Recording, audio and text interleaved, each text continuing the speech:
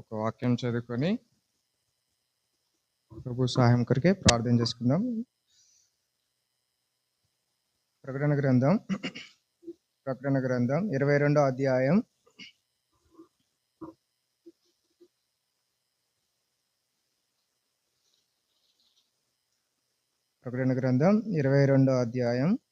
12వ వచనం మనందరం కలిసి చదువుకుందాం. ప్రకటన గ్రంథం 22వ అధ్యాయం 12వ వచనం మనందరం కలిసి బిగ్గరగా చదువుకుందాం. ఇదిగో త్వరగా వచ్చుచున్నాను, వాని క్రియ చొప్పున ప్రతి వానికి ఇచ్చుటకు నేను సిద్ధపరిచిన జీతము నా యొద్ద నున్నది. దేవుడి సహాయం కొరకే ప్రార్థన చేసుకుందాం. ప్రియమైన పరలోక తండ్రి, యేసుక్రీస్తు వారి శ్రేష్టమైన ఘనమైన నామంలో నీ సన్నిధిలో మా అందరినీ సమకూర్చి నిన్ను ఆరాధించటకు, నిన్ను గణపరచుటకు మాకు అనుగ్రహించిన సమయాన్ని బట్టి కూడా మీకు అందరం చెల్లించుకుంటూ వస్తున్నాం. నీ ప్రజలంతా ప్రభా నీ సన్నిధిలో చేరి వారి యొక్క ఆరాధన నీకు అర్పిస్తూ వచ్చారు. మాకు కూడా ప్రభా నిన్ను నోరారా ఆరాధించటకు మాకు అనుగ్రహించిన మంచి సమయాన్ని బట్టి కూడా నీకు అందరం చెల్లించుకుంటూ వస్తాం. మా ముందు ఉంచబడిన బల్లాలో ప్రభా నీ శరీరానికి సాదృశ్యమైన రొట్టె ద్రాక్షరసంలో మేము కూడా పాలు పొందటకు ముందు ప్రభా నీ వాక్యాన్ని మేము ధ్యానించుకొని మా యొక్క జీవితాన్ని దానికి పరీక్షించుకొని సరి చేసుకొని ఎక్కడైతే తప్పిపోతూ వచ్చామో, ఎక్కడైతే ప్రభా నీకు విరుద్ధంగా జీవిస్తూ వచ్చామో వాటన్నిటిని ఒప్పుకొని విడిచిపెట్టి నూతన హృదయంతో మేము నీ సన్నిధిలో బలలో పాలు పొందుటకు నీ కృపను అనుగ్రహించవలసిందిగా ప్రార్థిస్తున్నాం. నన్ను కూడా కనికరించండి. నిష్ప్రయోజకమైన దాసుడు, ఏమాత్రం యోగ్యత లేనివాడు, దాంతో కనికరించి నీ రక్తం చేత కడిగి పవిత్రపరిచి నీ నోటి బురుగా మీరే వాడుకోవాల్సిందిగా ప్రార్థిస్తున్నాం. ఇప్పటివరకు కూడా అన్నిట్లో నీ కృపను కనపరచవచ్చినందుకే మీకు వందనాలు. ముందున్న సమయాన్ని కూడా మీరు మాకు తోడుగా ఉండి నడిపించవలసిందిగా ప్రార్థిస్తూ నా యొక్క కొద్ది స్థితి ప్రార్థన ప్రభువైన యేసుక్రీస్తు వారి శ్రేష్ఠ నామములో ప్రార్థిస్తున్నాం తండ్రి, ఆమేన్.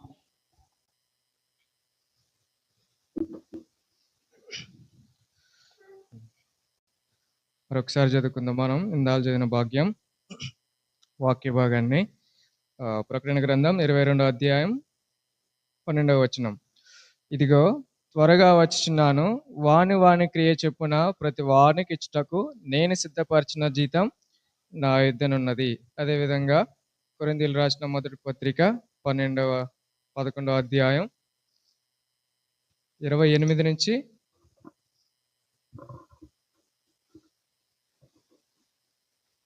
29 వరకు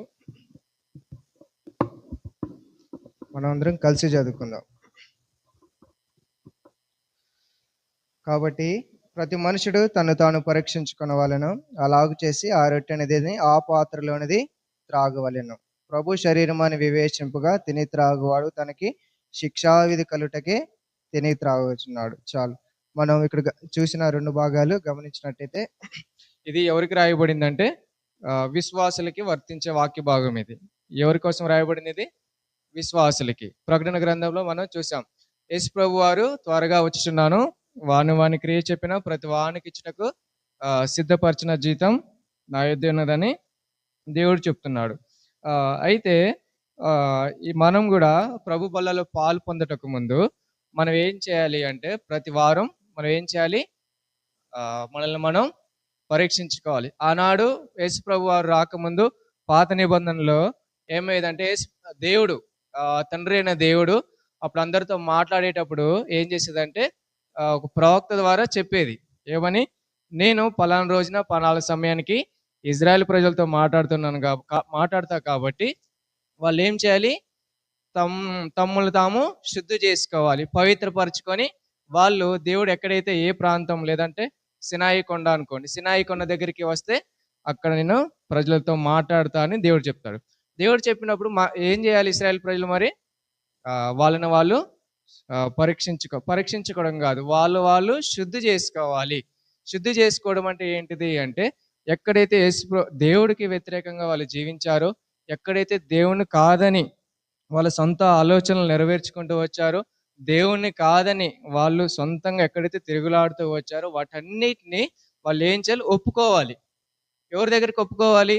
వాళ్ళు తమ హృదయంలో దేవుడి దగ్గర ఒప్పుకోవాలి. ప్రభువా, నేను పలానా దగ్గర తప్పిపోయాను, దయతో నన్ను క్షమించు, దయతో నన్ను కనికరించు ప్రభువా అని చెప్తే అప్పుడు దేవుడు ఏం చేస్తాడు? మనల్ని క్షమించేవాడుగా ఉంటాడు.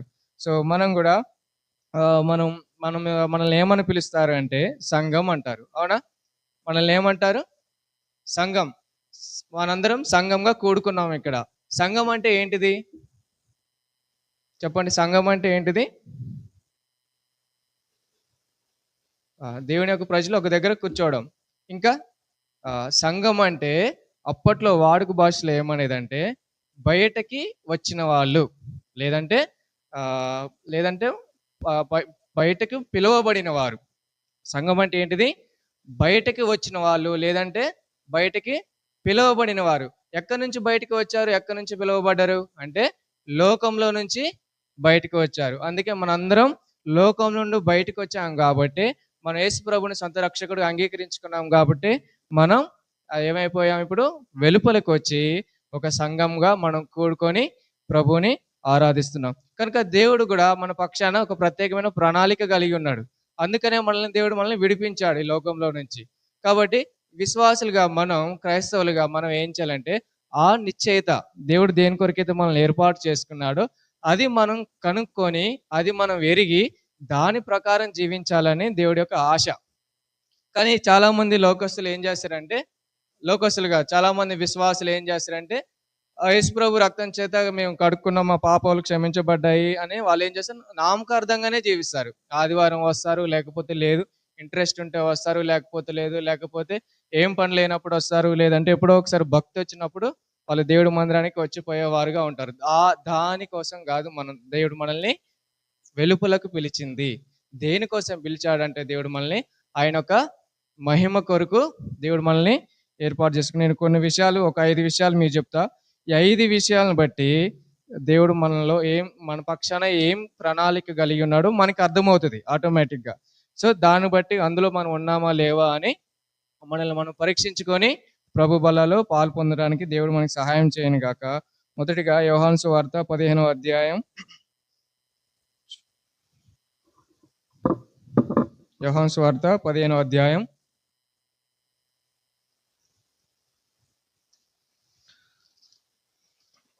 యోహాను సువార్త 15వ అధ్యాయం 19వ వచనం.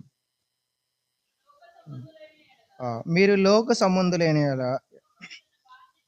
లోకం తన వారిని స్నేహించును, అయితే మీరు లోక సంబంధులు కారు, నేను మిమ్మును లోకంలో నుండి ఏర్పరచుకొంటిని.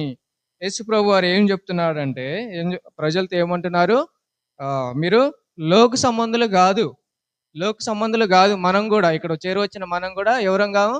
లోక సంబంధులు కాము. సో దేవుడు మనల్ని ఎక్కడి నుంచి ఏర్పరచుకున్నాడు? లోకంలో నుండి దేవుడు మనల్ని ఫస్ట్గా మొట్టమొదటిగా మనం గ్రహించాల్సిన విషయం ఏంటిదంటే, దేవుడు ఆ మందిరానికి వచ్చినప్పుడు మనము లోక సంబంధులం కాదు. లోకం అంటే ఎలాంటిది అని ఒక విషయం మీకు చూపిస్తా. చూడండి, కీర్తన గ్రంథం 40వ అధ్యాయం, అందరికీ తెలిసిన భాగమే. కీర్తన గ్రంథం 40వ అధ్యాయం 2వ వచనం. నాశనకరమైన గుంటలో నుండి, చీకటి గల దొంగ ఉబ్బిలో నుండి ఆయన నన్ను పైకెత్తిన అనుకుంటే కానీ నన్ను ఏర్పరచుకొనేనని చదవచ్చు. చూడండి, నాశనకరమైన గుంటలో నుండి, చీకటి గల దొంగ ఉబ్బిలో నుండి ఆయన నన్ను ఏర్పరచుకొనేను. ఇట్లా చదువుకుంటే ఇంకా చాలా మంచిగా అర్థమవుతుంది. సో లోకం దేనికి సాదృశ్యంగా ఉంది అంటే నాశనకరమైన గుంట, జిగట గల దొంగ ఊబి. మీ అందరికీ తెలిసిందే దొంగ ఊబి ఎలా ఉంటది? ఒక అడుగు వేసి మంచిగా, ఒక అడుగు చూడడానికి మంచిగా పడుతుంది. ఒక అడుగు మనం పొరపాటు వేసినామంటే అది ఏమవుతుందంటే 7 అడుగులు లోనకి పోతుంది. మళ్ళీ లేస్తామా? లేవం. కానీ మనుషులు ఎలా ప్రయత్నం చేస్తారంటే, ఇప్పుడు ఎగ్జాంపుల్ చెప్తా. ఒక ఏనుగు ఉంది. ఒక ఏనుగు ఏం చేస్తుంది? ఒక చిన్న గుంటలో ఉబిలో పడిపోయింది. అదేం చేస్తుంది? ఒక అడుగేస్తుంది, వెళ్ళిపోద్ది. తర్వాత అది ఏమనుకుంటుందంటే, ఒక్క అడుగేగా నేను వేసింది అని అది ఇంకొక అడుగు పైకి గట్టిగా వేస్తే నేను ఎక్కగలుగుతలే అనుకున్నాను. ఏం చేస్తుంది? అది ఇంకో అడుగు వేస్తుంది. ఇంకో అడుగు వేసరికి అది ఏమైందంటే అమాంతం లోనికి వెళ్ళిపోద్ది. నేను ఏనుగుని ఎందుకు సాదృశ్యంగా తీసుకున్నా అంటే, ఏనుగు చాలా ఆకారంగా ఉంటది, చాలా బరువైన జంతువు. అది దాన్ని ఎవరు లేపలేరు, దాన్ని ఎవరు కదిలించారు. అది అందుకంటారు 1000 ఏనుగుల బలం అని కూడా అంటారు.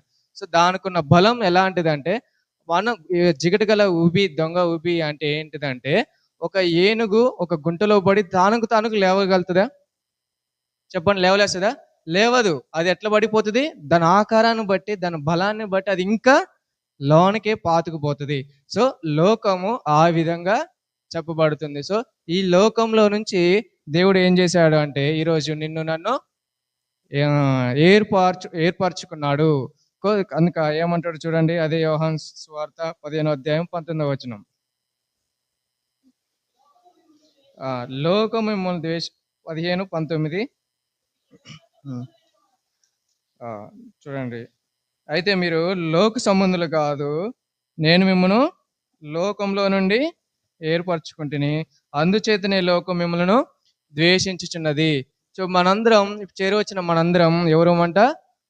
లోక సంబంధులం కాదు, యేసు ప్రభు వారు ఏర్పరచుకున్న జాబితాలో చేర్చబడిన వారు మనందరం. అందుకే సంఘంగా మనల్ని పిలుస్తున్నారు, వెలుపలకి పిలువబడిన వారు, లేదంటే బయటకి వచ్చిన వారు మనందరం అదే కదా. ఇంకా ఎవరైనా అందులో నుంచి నేను రాలేదు, నేను ఇందులోనే ఉన్న అనేటోళ్ళు ఎవరు ఉన్నారా? ఎవరు లేరు. ఆల్మోస్ట్ మనం యేసు ప్రభుని సొంత రక్షకుడు అంగీకరించి ఆయన హృదయమార ఆరాధించాలని మనం మందిరానికి వచ్చిన వాళ్ళమే. కాబట్టి దేవుడి వాక్యం మనకి ఏం జ్ఞాపకం చేసుకుంటుంది అంటే, మనల్ని దేవుడు ఎక్కడి నుంచి ఏర్పరచుకున్నాడు? లోకంలో నుండి మనల్ని ఏర్పరచుకున్నాడు. మరి ఏర్పరచుకున్న దేవుడు అట్లా ఏర్పరచుకుని వదిలేసాడా? వదిలేడు. మరి ఏం చేశాడు? మరి దేవుడు లోకం నుంచి ఏర్పరచుకున్నాడు నిన్ను నన్ను. తర్వాత ఏం చేయమంటున్నాడు దేవుడు మనల్ని? చెప్పండి, ఏం చేయమంటున్నారు? ఆయన మార్గంలో నడవమంటుండే. ఇంకా పాపాలు చేయొద్దు అంటున్నాడా? ఇంకా మీరు చెప్పండి, మీకు అర్థమవుతుందంటే నేను ముందుకు పోతాను. లోకంలో నుండి దేవుడు మనల్ని ఏర్పరచుకొని అట్లా వదిలిపెట్టలేదు. నేను 5 విషయాలు చెప్తా ఉన్నా. మొదటి విషయం ఏంది? లోకంలో నుండి దేవుడు మనల్ని ఏర్పరచుకున్నాడు. ఏర్పరచుకొని వదిలిపెట్టలేదు. ఆయన ఒక ప్రత్యేకమైన సంకల్పం మన పక్షాన కలిగి ఉన్నాడు. సో ఆ సంకల్పం లేదంటే ప్రత్యేకమైన ప్రణాళిక మన పక్షాన కలిగి ఉన్నాడు. కాబట్టి నిన్ను నన్ను ఏం చేసిండు దేవుడు? ఆ జిగటి కల దంగు లాంటి లోకంలో నుంచి దేవుడు నిన్ను నన్ను ఏర్పాటు చేసుకున్నాడు. సో చూద్దాం రండి. యోహాను కీర్తనల గ్రంథం 106వ అధ్యాయం. కీర్తనల గ్రంథం 106వ అధ్యాయం 5వ వచనం చూడండి. నీ స్వాస్థమైన వారితో కూడి కొనియాడినట్లు నీ ప్రజల యందు నీకున్న దయ చొప్పున నన్ను జ్ఞాపకముకు తెచ్చుకుని. చాలు. ఏమిందంట? నీ స్వాస్థమైన వారితో కూడి కొనియాడినట్లు. అదే తర్వాత 105వ కీర్తన 5వ వచనం చూడండి. 105. ఆయన దాసుడైన అబ్రహాము వంశస్థులారా, ఆయన ఏర్పరచుకొనిన యాకోబు సంతతి వారులారా. చూడండి. తర్వాత ద్వితీయోపదేశకాండం 32వ అధ్యాయం 32వ అధ్యాయం 9వ వచనం. యెహోవా వంతు ఆయన జనమే, ఆయన స్వాస్థ భాగము యాకోబే. దేవుడు ఎందుకు ఏర్పరచుకున్నాడు నిన్ను నన్ను అంటే, ఆయన స్వాస్థ్యం కోసం లేదా ఆయన సంకల్పం కోసం దేవుడు నిన్ను నన్ను లోకంలో నుండి ఏర్పాటు చేసుకున్నాడు. మనం ఇది గ్రహించాలి. మనం దేవుడు ఆవరణాలకు వచ్చినప్పుడు, దేవుడు మందిరంలోకి వచ్చినప్పుడు మనం దేవుడు నన్ను లోకం నుంచి ఏర్పరిచాడు అని మనం ప్రభుని ఆరాధిస్తాం. చాలా సంతోషమే. కానీ దానికే మనం పరిమితం అవ్వకూడదు. దానికి కాదు దేవుడు నిన్ను నన్ను ఏర్పరచుకుంది. లోకంలో నుంచి ఏర్పరచుకున్న ప్రభువాని మీకు వందనాలని మనం ఆరాధిస్తాం, అంతవరకు ఓకే. కానీ తర్వాత మనం ఏం చేయాలి? విశ్వాసులుగా, క్రైస్తవులుగా మనం అంటే నెక్స్ట్ ఏం చేయాలి? నేను దేవుడికి నేను ఏం చేయాలి? ఏర్పరచుకొని వదిలేసిండు ఆ దేవుడు మనల్ని? వదిలేలే కదా. మన పక్షాన ఏం కలిగిండు? ఆయన ఒక ప్రత్యేకమైన ప్రణాళిక కలిగి ఉన్నాడు. ప్రత్యేకమైన ఒక సంకల్పం దేవుడు మనకి కలిగి. ఏంటి ఆయన సంకల్పం అంటే, ఆయన స్వాస్థ భాగంగా మనం ఉండాలని. చూడండి, యాకోబు జీవిత చరిత్ర మనకు తెలుసు. యాకోబు ఎలాంటి వాడు? మోసగాడని మనకు తెలుసు. ఎలా ఏమేం చేసిండు? తన తండ్రిని మోసం చేసిండు, తన అన్నను మోసం చేసిండు, తన మామను మోసం చేసిండు, చివరికి దేవుణ్ణి కూడా మోసం చేద్దామని ప్లాన్ గీసిండు. కానీ ఏమైపోయింది లాస్ట్కి? దేవుణ్ణి మోసం చేద్దాం అనేసరికి దేవుడు మోసపోయేటోడేనా? కాదు. ఒక్కడు బీకగానే ఏమైపోయింది? మనోడు లైన్లోకి వచ్చిండు. చూడండి, ఈ యాకోబు ఎలాంటి జీవితం అంటే మోసపూరితమైన జీవితం. కుయుక్తితో, తెలివితేటలు చేర్చ అతను ఏం చేసిండు? మనుషుల్ని మోసం చేసిండు, కానీ ఎవరిని మోసం చేయలేకపోయిండు? దేవుణ్ణి మోసం చేయలేకపోయిండు. సో కనుక ఇటువంటి మోసగాడి జీవితాన్ని కూడా దేవుడు ఏమంటున్నాడు అంటే, మనం చదివింది 32:9, యెహోవా వంతు ఆయన జనమే, ఆయన స్వాస్థ భాగం ఎవరంట? యాకోబే. యాకోబేగా మనం చెప్పుకుంది ఇప్పుడు. ఆయన స్వాస్థ భాగము అంట. ఎవరు? యాకోబు. ఏశావు కాదు. వాస్తవానికి ఏశావు కావాలి స్వాస్థ భాగం. ఎందుకు ఏశావు కావాలి? ఆయన ప్రథమ కుమారుడు, జ్యేష్ఠ కుమారుడు కాబట్టి ఆ, ఆయన వారసత్వం అనుభవించే వ్యక్తి కాబట్టి ఆయన రావాలి. కానీ ఆయన రాలేదు. ఇప్పుడు ఎవరు వచ్చారు? యాకోబు. ఎలాంటి యాకోబు అంటే మోసగాడు, తండ్రిని అన్నను అందరినీ మోసం చేసి గెలుదామని వచ్చిన వాడు ఇప్పుడు ఏమైపోయాడు? దేవుడి చేత పట్టుబడ్డాడు, దేవుడి చేత ఒక దెబ్బ తిన్నాడు. ఇప్పుడు ఏమైపోయాడు? ఏ విధంగా మారిపోయాడు? మోసగా నుంచి స్వాస్థ భాగంగా ఆయన యాకోబు మార్చబడతా వచ్చాడు. కనుక నీవు నేను కూడా ఈరోజు మనం గమనించాల్సింది ఏంటి అంటే, మనం కూడా ఒకప్పుడు యాకోబు లాంటి జీవితాన్ని దేవుడు ఏం చేశాడు? ఆ మనల్ని ప్రేమించాడు. యాకోబులాగా ఉంటే మనం ఆయన యొక్క కృపను పొందుకోలేమని, యాకోబు అంటే ఆలోచనలు అటువంటి మోసపూరితమైన బ్రతుకులో మనం ఉంటే దేవుని మనం చేరలేమని మన స్థితిని చూసి ఆయన ఏం చేశాడంటే, ఆ పరలోకంలో నుండి నీ కొరకు నా కొరకైనా దిగి వచ్చాడు. దరిద్రుడిగా ఆయన జన్మిస్తూ వచ్చాడు. ఆయన ఏం సమస్తం ఉన్న వ్యక్తి ఏం చేశాడు? ఆయన దేవుడు దరిద్రుడిగా నీ కోసం నా కోసం మారుతూ వచ్చారు. ఎందుకు ఇదంతా అంటే, మనం ఏం చేయాలి అని? ఆయన స్వాస్థ భాగంగా మారాలని. రెండు విషయాలు మీకు చెప్పే. మొట్టమొదటిగా దేవుడు మనల్ని లోకంలో నుండి మనల్ని దేవుడు ఏర్పరచుకున్నాడు. ఏర్పరచుకొని వదిలిపెట్టలేదు. ఒక ప్రత్యేకమైన ప్రణాళిక కలిగి ఉన్నాడు. ఏంటి ఆ ప్రణాళిక అనేది మనం ముందు మళ్ళీ చూద్దాము. మనం చూసుకుందాం. ఎగ్జాంపుల్ ఎవరు చూసాం? యాకోబు గురించి చూసుకుందాం. యాకోబు లాంటి జీవితాన్ని దేవుడు ఏం చేశాడు? మారుస్తూ వచ్చి తనకి ఇజ్రాయెల్ అని పేరు పెడతా వచ్చాడు. కనుక మూడోదిగా మనం చూసినట్టయితే చూడండి, మూడోదిగా అపోస్తుల కార్యములు 6వ అధ్యాయం. అపోస్తుల కార్యం 6వ అధ్యాయం.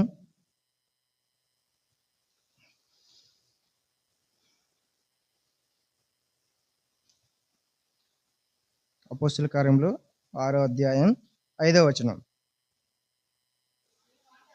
ఈ మాట జన సమూహం అంతటికి ఇష్టమైనందున వారు విశ్వాసముతోనూ పరిశుద్ధాత్మతోనూ నిండుకొనిన వాడినైన స్టెఫెను, ఫిలిప్పు, ప్రోకోరు, నికానోరు, తిమోతి, తీమోను, పెర్మెనాసు, యూదుల మత ప్రతిష్ఠులను అంత్యొకయు వాడును అగు నికోలాసు అను వారిని ఏర్పాటు చేసుకున్నారు. 5వ వచనం చూడండి. కాదు, 3వ వచనం చూడండి. కాబట్టి సహోదరులారా, ఆత్మతోనూ జ్ఞానంతోనూ నిండుకొని మంచి పేరు పొందిన 7గురిని మనుషులను మీరు ఏర్పరచుకునడి. మేము వారిని ఈ పనికి నియమితం. ఏ పని కోసం వాళ్ళని ఏర్పరచుకున్నారు 7గురిని అంటే? దేవుని పని చేయడానికి. ఏం పని చేయడానికి? దేవుడు పని చేయడానికి ఏర్పరచుకున్నారు. ఇందులో 7గురు ఉన్నారు. కానీ మనందరికి బాగా తెలిసిన వ్యక్తి ఎవరు? స్టెఫెను తెలుసు మా అందరికి, అవునా? ఈ స్టెఫెను గురించి మనం చూసి ఉన్నట్లయితే, ఈ స్టెఫెను ఇప్పుడు ఏమైపోయాడంటే దేవుడు పని కొరకే ఏర్పరచబడిన పాత్రగా మారాడు. అప్పటి వరకు లేడు. అప్పటి వరకు ఆయన విశ్వాసిగానే యేసు ప్రభువుని అంగీకరించిన వ్యక్తిగానే జీవించాడు. కానీ ఇప్పుడు ఏమైపోయాడు ఈ వ్యక్తి?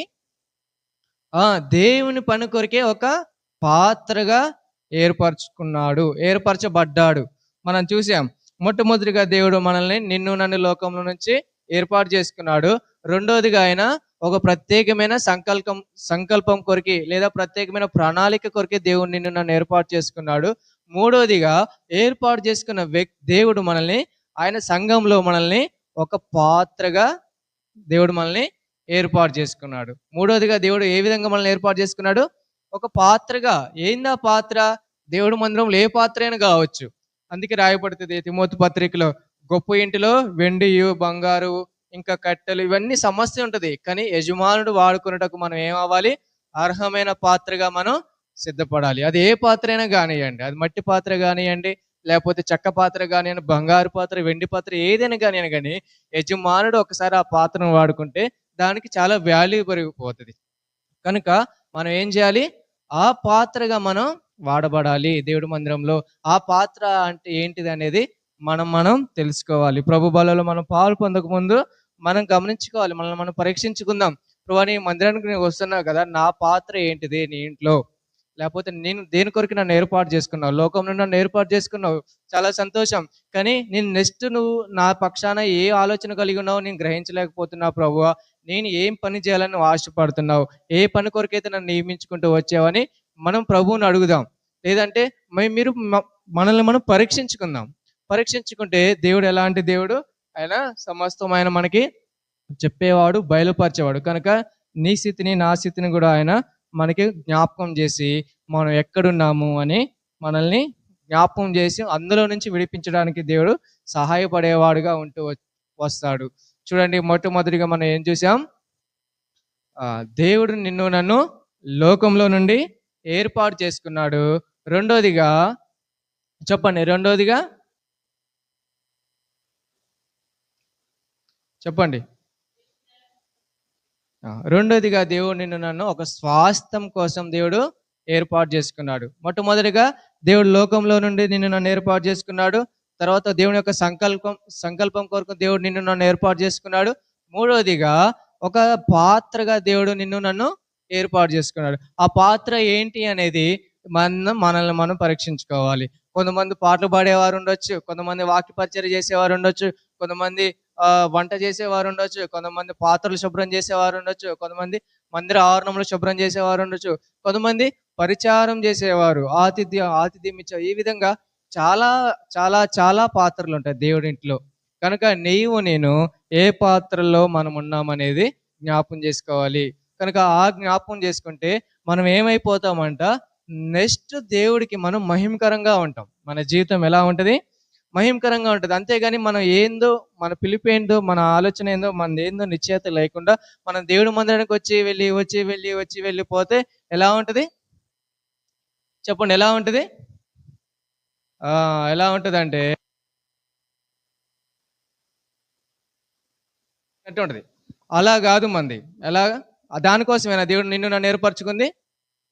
టైం టు టైం రావడం, టైం టు టైం పోవడమేనా? కాదు. దేవుడు నిన్ను నన్ను ఎందుకు ఏర్పరచుకున్నాడు అంటే, ఒక పాత్ర, ఒక దేవుడు ఏర్పరచుకున్న పాత్రగా మనం ఉండాలి. ఈ పాత్రగా ఎవరున్నారంటే, స్టెఫెను గురించి మనం చూసాం. ఈ స్టెఫెను అప్పటి వరకు ఎలాంటి వాడు? సంఘంలో బాధ్యతలు లేవు, కానీ తను సహాయపడేవాడు. తర్వాత తన విశ్వాసాన్ని, తన భక్తిని, తన ప్రార్థన జీవితాన్ని చూసి వాళ్ళు ప్రార్థన చేసినప్పుడు ఈ స్టెఫెను కూడా వాళ్ళకి ఒక పాత్రగా సిద్ధపడినాడు అని వాళ్ళకి అర్థమైంది. కనుక అప్పుడు తన మీద చేతుల నుంచి ప్రార్థన చేసిన తర్వాత చూడండి ఏమైపోయింది. 6వ అధ్యాయం 10వ వచనం చూడండి, అపోస్తల కార్యములు. మాటలాడుట యందు అతడు అగపరిచిన జ్ఞానమును, అతని ప్రేరేపించిన ఆత్మను వాదింపలేకపోయిరి అంట. ఎవరిదు ఈ ఆత్మ? ఎవరిలో ఉంది అంటే స్టెఫెనులో ఉంది. ఈ స్టెఫెన్ ఇప్పుడు ఏమైపోయాడు? దేవుడి పనిలో ఒక పాత్రగా వాడబడుతున్నాడు. కనుక ఈ స్టెఫెన్ కి దేవుడు ఎలాంటి ఇచ్చాడు అంట? చూడండి, దేవుడు తన ఆత్మ చేత స్టెఫెన్ నడిపించినప్పుడు లోకస్తులు ఏం చేయలేకపోయారంట? స్టెఫెన్ని ఆయన్ని వాదింపలేకపోయారంట. ఎవరిని? స్టెఫెన్ని. నువ్వు నేను కూడా దేవుడి పనిలో, దేవుడు ఆత్మ చేత మనం కూడా ఉన్నప్పుడు మనల్ని లోకస్తులు ఎవరేం చేయలేరు. దేవుని చేయలేరు.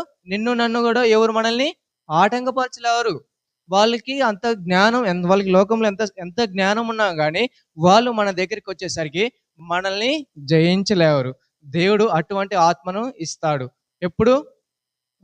ఆయన ఒక పనిలో మనల్ని ఏర్పరచుకున్నప్పుడు, ఏ పాత్రలో అయితే దేవుడు మనల్ని ఏర్పరచుకున్నాడో ఆ పాత్ర మనం గ్రహించి అందులో నమ్మకంగా మనం వాడబడుతున్నప్పుడు పరిశుద్ధాత్మ దేవుడిగా ఏం చేస్తాడంటే మనకి ఏ సమయాన ఏం కావాలి సమస్తం ఆయనే మనకిస్తాడు. ఇచ్చి మన దుష్టులు మన ముందున్నా, లేకపోతే నీచులు మన ముందున్నా, దుర్మార్గులు మన ముందున్నా, క్రీస్తు పనికి ఎవరు ఆటంకంగా మన ముందా ఉన్నా కూడా మన దేవుడు పని చేసేటప్పుడు దేవుడు తన ఆత్మనిచ్చి స్టెఫెన్ ఏ విధంగా అయితే నడిపించాడో ఆ విధంగా నిన్ను నన్ను కూడా నడిపిస్తాడు. చూడండి, మళ్ళీ చదవండి అదే వచనం.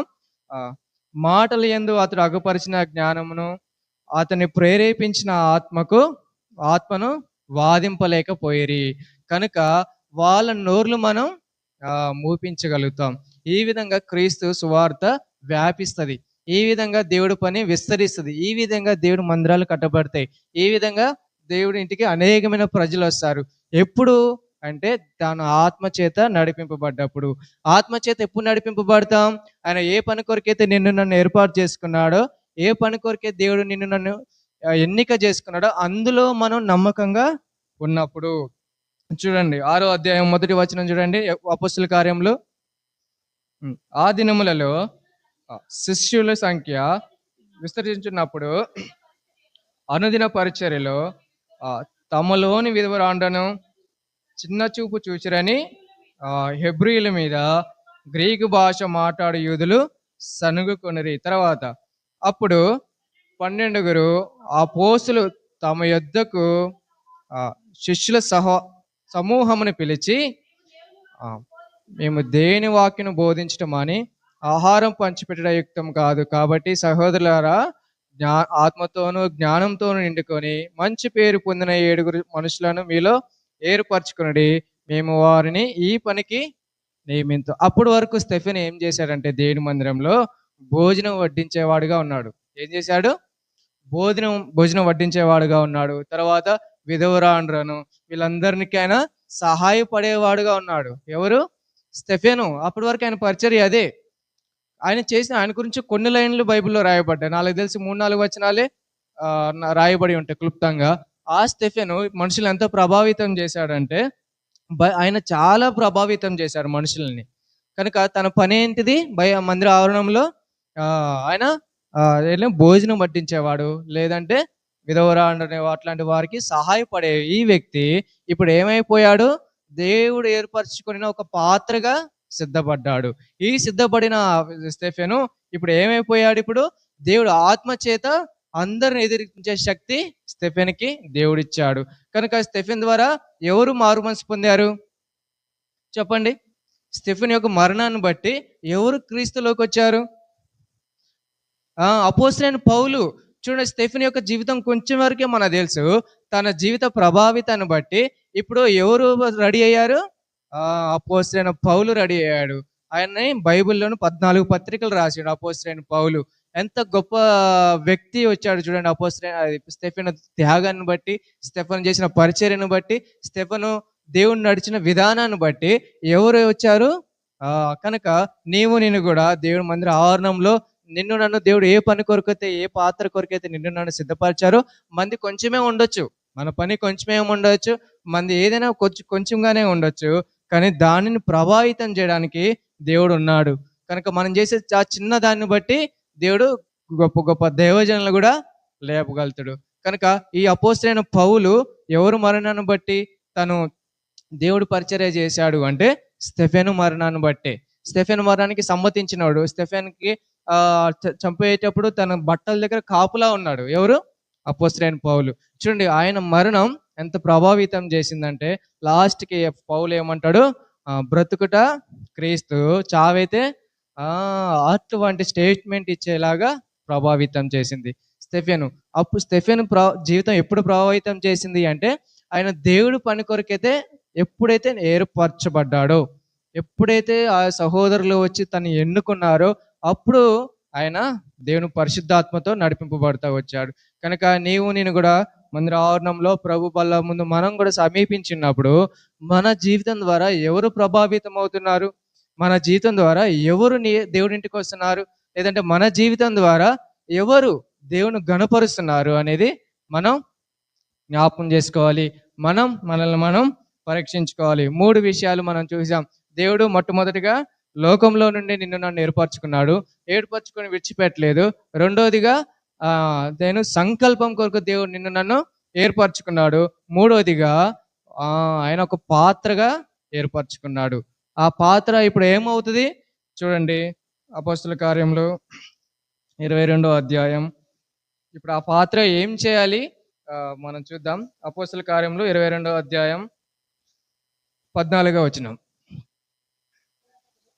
అప్పుడు అతడు, మన పితరుల దేవుడు తన చిత్తమును తెలుసుకొనుటకును ఆ నీతిమంతుని చూచుటకును ఆయన నోటి మాట వినుటకును నిన్ను నియమించినాడు. నీవు కన్నవాటిని గుర్చి విన్నవాటిని గుర్చి సకల మనుషుల ఎదుట ఆయనకు సాక్షివై నువ్వు. చూడండి, ఇక్కడ మనం చూసాం ఎవరు ఇక్కడ ఉంది? అపోస్తలుడైన పౌలు. ఈ పౌలు ఇప్పుడు ఏ విధంగా మారిపోయాడు? దేవుడికి ఏ విధంగా మారనై ఉన్నాడు అంటే సాక్షిగా మారనై ఉన్నాడు. ఎవరు? అపోస్తలుడైన పౌలు. చూడండి, అదే విధంగా అదే అపోస్తల కార్యంలో 23వ అధ్యాయం 11వ వచనం. ఆ రాత్రి ప్రభువు అతని యొద్ద నిల్చుండి, ధైర్యంగా ఉండము, యెరూషలేములో నన్ను గూర్చి నీవెలాగు సాక్ష్యం ఇచ్చితివో అలాగున రోమాలో కూడా సాక్ష్యం ఇవ్వవలసి ఉన్నదని చెప్పాను. ఎవరికి చెప్తున్నాడు ఈ మాటలు దేవుడు? అపోస్తలుడైన పౌలుకి. అదే విధంగా చూడండి 26వ అధ్యాయం 16వ వచనం చూడండి. అపోస్తల కార్యములు 26:16.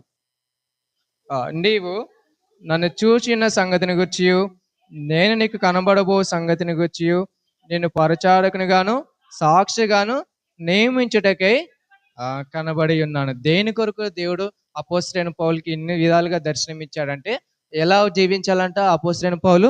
సాక్షిగా జీవించాలి. ఈరోజు నీవు నేను కూడా దేవుడికి ఏ విధంగా జీవించాలి? సాక్షిగా జీవించాలి. మొట్టమొదటిగా దేవుడు మనల్ని లోకంలో నుండి ఏర్పరచుకున్న దేవుడు. తర్వాత ఒక ప్రత్యేకమైన ప్రణాళిక కోసం నిన్ను నన్ను ఏర్పరచుకున్నాడు. మూడవదిగా ఏర్పరచుకొని ఒక పాత్రగా సిద్ధపరిచారు నిన్ను నన్ను. పాత్రగా సిద్ధపరిచిన తర్వాత నాలుగవదిగా దేవుడు ఏం చేశాడు? సాక్షిగా ఆయన ఏర్పాటు చేసుకున్నాడు. ఈ అపోస్తలుడైన పౌలు జీవితం మనం చూడొచ్చు. తను ఎన్ని శ్రమలు అనుభవించాడంటే చాలా శ్రమలు అనుభవించాడు. శిష్యులలో కూడా ఎవరు అన్ని శ్రమలు అనుభవించలేదు.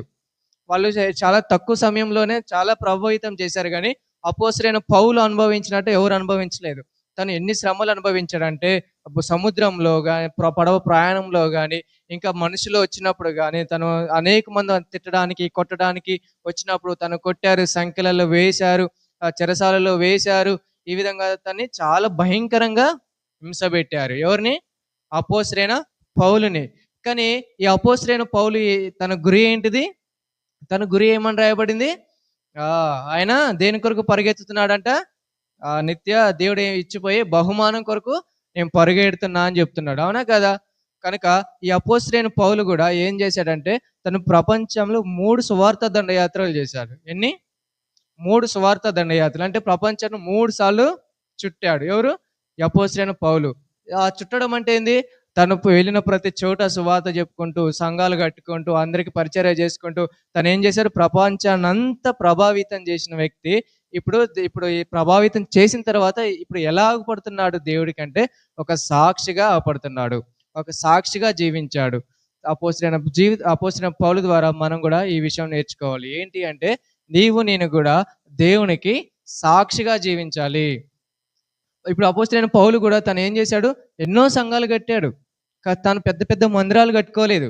పెద్ద పెద్ద సంఘాలు కట్టి అందులో నేను ఒక్కనే అని తను ఎప్పుడు గర్వపడలేదు. ఆయన ఏం చేశాడు? ఆయన పరిచర్య చేసుకుంటూ తను ఏం చేశాడు? దేవునికి మహిమకరంగా జీవించాడు, దేవుని సాక్షిగా జీవించాడు. కనుక ఆ సాక్షి ఇప్పుడు ఏమైపోయాడు? దేవుణ్ణి మహింపరుస్తున్నాడు. కనుక ఈరోజు నీవు నేను కూడా మనం గమనించాల్సిన విషయం ఏంటంటే మనల్ని దేవుడు సాక్షిగా ఏర్పరచుకున్నాడు. మరి ఆ సాక్షిగా నీవు నేను ఉంటున్నామా? ఆ సాక్షిగా అంటే మనం బయట సమాజంలో ఉన్నప్పుడు కానీ దేవుడి మందిర ఆవరణంలో ఉన్నప్పుడు కానీ ఇంకా లోకస్తుల మంది ఉన్నప్పుడు కానీ మనం ఏమైపోవాలి? వాళ్ళకి సాక్ష్యం ఇచ్చేవారిగా ఉండాలి. మనల్ని చూసి ఎలా ఇస్తారు వాళ్ళు సాక్ష్యం? మన మాటను బట్టి ఇస్తారు, మన ప్రవర్తన బట్టి ఇస్తారు, మన వస్త్రధారను బట్టి ఇస్తారు, మనం జీవించే విధానాన్ని బట్టి వాళ్ళు సాక్ష్యం ఇస్తారు మన గురించి. ఎలా చెప్పండి? సాక్ష్యం ఎలా ఇస్తారు? మనం చేసే పని బట్టే మనకి సాక్ష్యం వస్తుంది. మనం దేవుడి ఇంటికి వచ్చి దేవుని ఇష్టం మనం ఆరాధించి దేవునికి మహింపరిచి గణపరిచి లోకంలోకి వెళ్ళి లోకస్తులకు మనం జీవిస్తే ఏమవుతాం? సాక్షులుగా ఉన్నాం. అయితే మీకు చెప్తా, ఒక అన్న చెప్తుంటేనా ఆ అన్న అంట క్రైస్తవ పెళ్లికి వెళ్ళిండంట. పెళ్లి అయిపోయిన తర్వాత అన్న ఒక టీచర్, ఆ టీచరు వాళ్ళ కాలేజీలో క్యాంటీన్లో ఒక ఆయం ఉంది. ఆమె అన్న క్యాంటీన్ పోగానే అన్నం చూసి అన్నదంటగా, అన్న మొన్న ఈ మధ్య నేను ఒక పెళ్లికి వెళ్ళా అన్న, ఆ పెళ్లి మీ వాళ్ళదే అన్న అందంట. ఏమంది? ఆ పెళ్లి మీ వాళ్ళదే అన్న అంటే ఎవరిది? క్రైస్తవులదే అన్న పెళ్లి అన్నదంట. అయితే మా వాళ్ళది నాక అంటే మీరు క్రైస్తవులు కదా అన్న అందంట. అవునక్క చాలా సంతోషం ఉందంట. కానీ అన్న అసలు భలే చేశారు అన్న, కానీ యాస్టీజ్గా మాలక్కే జరిగిందన్న పెళ్లి అన్నదంట. ఏమంది? యాస్టీజ్గా మాలక్కే జరిగిందన్న పెళ్లి, కానీ పేరు మాత్రం మీదన్న. అదేందన్న అంటే వాళ్ళు తరంరాలు వేసుకున్నారు, పసుపు పూసుకున్నారు, అన్ని చాలా లోకంలో మెయిన్ చేసినట్టు యాస్టీజ్ చేశారన్న. కానీ మాకేం వేరే బొమ్మలు ఉంటే, కానీ అక్కడేమో యేసుప్రభు బొమ్మ పెట్టారు, అంతే తేడా అన్న అన్నాడంట. ఆ తర్వాత లాస్ట్గా అన్నదంటగా, అన్న నేను ఒకటి అడుగుతా చెప్పు అన్నది. ఏంటంటే మీకు మాకు తేడా ఏందన్నా అన్నదంట. యాస్టీజ్ మాలాగే జరిగింది కదా, మరి నీకు నాకు తేడా ఏంటి అన్నా అన్నదంట. అయితే ఆయన అన్నాడంటగా, తేడా క్రీస్తే అమ్మ అన్నాడంట. ఎవరు తేడా? క్రీస్తే. అవును. మనకు లోకస్తులకి మనకి తేడా ఏందంటే యేసు ప్రభువే. ఎందుకు యేసు ప్రభు అంటే లోకంలో అనేకమైన పాపులున్నారు గానీ యేసు ప్రభులో పాపం లేదు. పరమగీతంలో రాయబడింది ఏంది? ఆయన 10,000 మందిలో గూడా ఆయన్ని గుర్తించొచ్చు. ఎవరిని? నా ప్రియుడిని అని రాయబడింది. ఎలా? ఆయన మహాత్యం గలవాడు, జ్ఞానం కలిగినవాడు. ఆయన్ని ఎక్కడున్నా గూడా ఆయన్ని మనం గుర్తించొచ్చు. కనుక ఆయన్ని వెంబడిస్తున్న నీవు నేను గూడా ఎలా ఉండాలి? ఆయనలాగా ఉండాలి. అందుకే పత్రికలు రాయబడింది, యేసుక్రీస్తు వారు తన మార్గంలో నడచడానికి తన యొక్క అడుగుజాడలు ఆయన మనకి ఇచ్చిపోయాడు. ఆయన అడుగుజాడలో మనం నడిచినప్పుడు మనం ఎలా అయిపోతాం? అప్పుడు ఆయనలాగా మారిపోతాం. ఆయన స్వరూపంలోకి మనం మార్చబడతాం. కనుక నీవు నేను ఆయన సాక్షిగా జీవించినప్పుడు మనం ఏ విధంగా ఎవరిని గుర్తించాలి? వాళ్ళు మనల్ని చూసి యేసుక్రీస్తును గుర్తించాలి. మన్నది మీకు మాకు తేడా ఏంటి అన్నా అని. మనం మనుషులు మనకి తేడా ఉండకపోవచ్చు, కానీ దేవుడు ఉన్నాడా లేడా? యేసు ప్రభువుగా మన గురి. ఆయన ఏ విధంగా పాపం లేకుండా పవిత్రంగా జీవించాడో నీవు నేను కూడా ఆ విధంగా పవిత్రంగా జీవిస్తే మనల్ని వాళ్ళు సాక్షిగా చేస్తారు. లాస్ట్గా చూసి మనం ముగించుకుందాం. చూడండి, పేతురు రాసిన పత్రిక మొదటి అధ్యాయం 5వ అధ్యాయం. మొదటి పేతురు రాసిన పత్రిక 5వ అధ్యాయం. చూడండి, పేతురు రాసిన మొదటి పత్రిక 5వ అధ్యాయం మొదటి వచనం. తోటి పెద్దను క్రీస్తు శ్రమలకు వచ్చి సాక్షిని బయలుపరచబోడు మహిమలు, చూడండి, మహిమలు పాలివాడునైన నేను మీలోని పెద్దలను. చివరిగా మనం లాస్ట్గా ఏమైపోవాలి, ఎలా ఉండాలంటే ఆయన మహిమలో పాలివారమై ఉండాలి. మనం మొదటి 5 వచనాలు 5 చూసాం మనం. మొట్టదిగా దేవుడు మనల్ని లోకంలో నుంచి ఏర్పరచుకున్నాడు. తర్వాత ఒక స్వాస్థ్యం కొరకు, ఒక ప్రత్యేకమైన ప్రణాళిక కొరకు దేవుడు ఏర్పరచుకున్నాడు. మూడోదిగా ఒక పాత్రగా దేవుడు నిన్ను నన్ను ఏర్పరచుకున్నాడు. నాలుగోదిగా సాక్షిగా దేవుడు ఏర్పరచుకున్నాడు. ఆ సాక్షి ఇప్పుడు ఎవరు మహిమ కొరకు ఉండాలంట? క్రీస్తు మహిమ కొరకు ఉండాలి. ఆ క్రీస్తు మహిమలో మనం పాలిభాగస్తులై ఉండాలి. చూడండి, క్రీస్తు ఇంకా ఆయన మహిమలో పాలిభాగస్తులం కాదు. ఇంకా చూడండి, 2 పేతురు మొదటి అధ్యాయం చూడండి, మొదటి అధ్యాయం 4వ వచనం లాస్ట్ లైన్ చదవండి.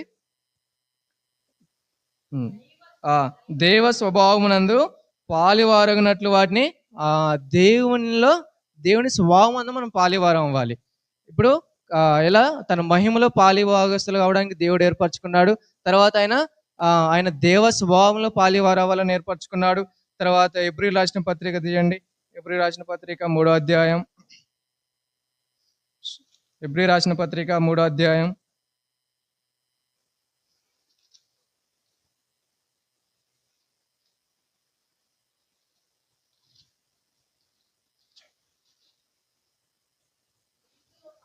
మూడో వచనం, మొదటి వచనం చూడండి.